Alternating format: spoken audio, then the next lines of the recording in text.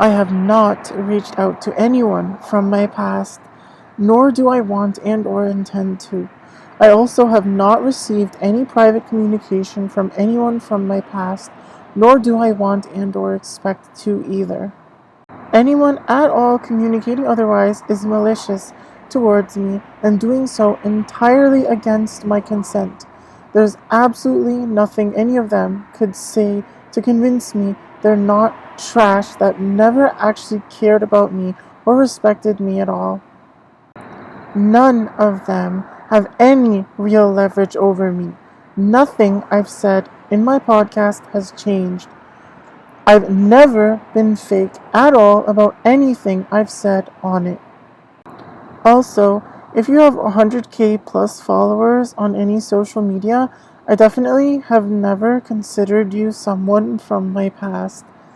But I also don't currently have any desire and or intent to reach out to any prominent influencers either.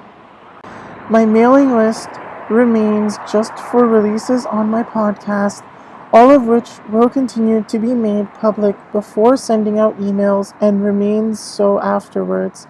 I don't really consider sending those emails as reaching out. I do not have any tattoos, nor do I have any desire and or intent to get any. I've never given anyone any even remotely adequate reason to believe otherwise either, nor have I ever been trying to get anyone else to get any tattoo. I'm not judging anyone with tattoos. I'm just speaking the truth about myself. It seems Kimmy really won't understand how severe of a mistake her attitude and behavior towards me is until she actually gets sued by me and ultimately gets her career and life destroyed because of what kind of impact she's choosing to ultimately have in my life. The way she's behaved, she seriously knew she was trying to get me murdered for her own selfish gain from the very beginning. The thing is, I suspected it from the very beginning too. That's probably why it didn't work.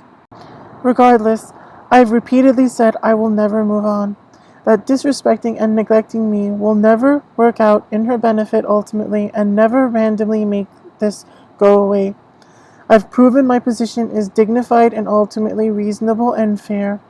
The time to play stupid is seriously running thin. My behavior should make it exceedingly evident that anything Kimmy's ever been told contrary to what I've been saying about my position is a lie and being purported to her by someone that ultimately does not really care about neither me nor her. Of course, many won't admit that. She really might not even really care enough about herself to really care about it. I don't know.